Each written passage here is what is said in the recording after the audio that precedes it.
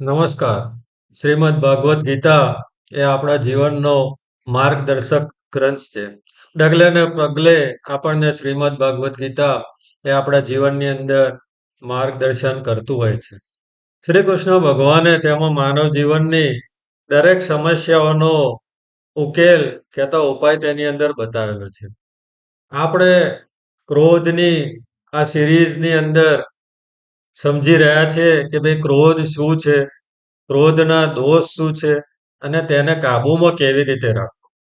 અગાઉના વિડીયોની અંદર આપણે જોયું હતું કે ભાઈ ક્રોધ શું છે, ક્રોધ કોને કહેવાય. આજના વિડીયોની અંદર આપણે જાણીશું કે ભાઈ ક્રોધના દોષ શું છે. ક્રોધના દોષ બતાવતા શ્રી કૃષ્ણ ભગવાન શ્રીમદ ભાગવત ગીતાના બીજા અધ્યાયના 63માં શ્લોકની અંદર કહે છે, ક્રોધાદ ભવતિ सम्मोह सम्मोहा સ્મૃતિ વિભ્રમ સ્મૃતિ વિભ્રંશાદ બુદ્ધિ નાશો બુદ્ધિ નાશાત પર પ્રાણ નાશ્યતિ. અર્થાત ક્રોધમાંથી પૂર્ણ મોહ ઉત્પન્ન થાય છે અને મોહથી સ્મરણ શક્તિનો વિભ્રત થઈ જાય છે. કહેતા સ્મરણ શક્તિ નાશ પામે છે. સ્મરણ શક્તિ ભ્રમિત થઈ જાય છે ત્યારે તેમાં તેના લીધે થઈ અને બુદ્ધિ નષ્ટ પામે છે. અને બુદ્ધિ નષ્ટ થાય એટલે મનુષ્ય એ સંસાર સાગરમાંથી પતન થઈ અને પુનઃ એને આ લોકના એ ફેરા ફરવા પડતા હોય છે. તો આ ક્રોધની અંદર માણસ સાચા ખોટાનું ભાન ભૂલી જાય છે. એની વિચાર શક્તિ ખોરવાઈ જાય છે. નાના મોટા પ્રસંગે એ ઝઘડા કરે છે. એના લીધે થઈ સંબંધો તૂટી જાય છે અને શારીરિક અને માનસિક આરોગ્ય પણ ક્રોધના લીધે થઈ અને બગડતું હોય છે. આપણે કેટલાક ઉદાહરણો દ્વારા સમજીએ કે ભાઈ રસ્તામાં આપણે જો ગાડી અથવા બાઈક લઈ ટુ વ્હીલર લઈ અને જતા હોય છે. રસ્તામાં કોઈ વ્યક્તિ ખોટી રીતે ઓવરટેક કરે અથવા વધારે પડતા હોર્ન બગાડે તો એના લીધે થઈ આપણે ક્રોધિત થઈ જઈએ છે અને ક્રોધિત થઈ એની સાથે ઝઘડવા લાગીએ છીએ અથવા આપણે પણ એની ખોટી રીતે ઓવરટેક કરીએ છીએ. એના લીધે થઈ અને અકસ્માતનો ભય રહેલો હોય છે. આપણી પાસે પોલીસ કેસ થઈ શકે છે. આપણી પ્રતિષ્ઠા દાવ પર લાગી શકે છે. પરિવારમાં પણ પતિ પત્ની વચ્ચે નાના મોટા ઝઘડા થતા રહે છે. એક નાનું બોલેલું વાક્ય પણ વર્ષો સુધી દિલને દુભવે છે અને પરિણામે ઘરની અંદર તણાવ વધતો જાય છે.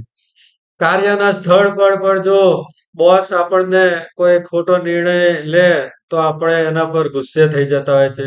કોઈ આપણી મનગમતી વાત ના કહે તો આપણે આપણા કર્મચારી પર પણ ગુસ્સે થઈ જાય છે. એના લીધે થઈ અને કામનું વાતાવરણ બગડે છે, સંબંધો તૂટે છે. ક્રોધની અસર આપણા શરીર પર પણ પડતી હોય છે. ક્રોધને લીધે થઈ અને બ્લડ પ્રેશર, હાર્ટની સમસ્યાઓ, માથાનો દુખાવો પણ થઈ શકે છે. ડોક્ટર્સ અથવા મેડિકલ સાયન્સ પણ કહે છે કે stress and anger are silent killers. તો સ્ટ્રેસ અને એંગરને લીધે થઈ, ગુસ્સાને લીધે થઈ અને આપણે ધીમું ઝેર એ આપણા શરીર માટે સાબિત થાય છે. સોશિયલ મીડિયામાં પણ જો કોઈ નાની મોટી આપણે ગમતી પોસ્ટ ના કરી અથવા કોઈ અણગમતી પોસ્ટ કરી તો આપણે એની અંદર વિવાદમાં ઉતરી જાય છે. એને લીધે થઈ અને સંબંધો તૂટે છે, મિત્રતા તૂટે છે. શ્રી કૃષ્ણ ભગવાન કહે છે કે ક્રોધ એ માણસની સ્મૃતિ અને બુદ્ધિ એ બંનેને નષ્ટ કરે છે. જ્યારે બુદ્ધિ નષ્ટ થાય છે ત્યારે માણસનું નૈતિક રીતે પતન થાય છે. અર્થાત ક્રોધ એ એક ધીમું ઝેર છે. જેને જો આપણે કાબૂમાં ન રાખીએ તો જીવનના દરેક ક્ષેત્રની અંદર એ આપણે વિનાશ લાવે છે. ક્રોધ ક્યારે કરવો અને ક્યારે ન કરવો એ પણ આપણે સમજવું જોઈએ. કારણ કે ક્રોધ એક ક્ષણિક ભાવના છે. થોડા સમય માટે આવી અને જતો રહે છે. ઘણીવાર તમને વધારે ગુસ્સો આવી જાય તો તમે થોડીવાર ચૂપ રહો અથવા કંઈક રિએક્શન ના આપો તો એ થોડી વારની અંદર ક્રોધ શમી જતો હોય છે. પણ જો તમે ક્રોધ પર કાબુ ના રાખી શકો તો તમને જીવનભરનું નુકસાનનું કારણ બની શકે છે.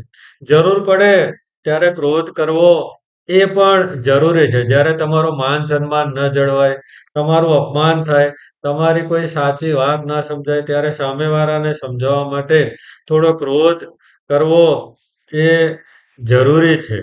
તો આ હતી એ ક્રોધ વિશે, ક્રોધના દોષની વાતો. આગામી વિડીયોની અંદર આપણે જાણીશું કે ક્રોધ માટેના મૂળ કારણો શું છે. ત્યાં સુધી સર્વેને જય માતાજી, જય શ્રી કૃષ્ણ. ઓમ નમઃ પાર્વતી પતે હર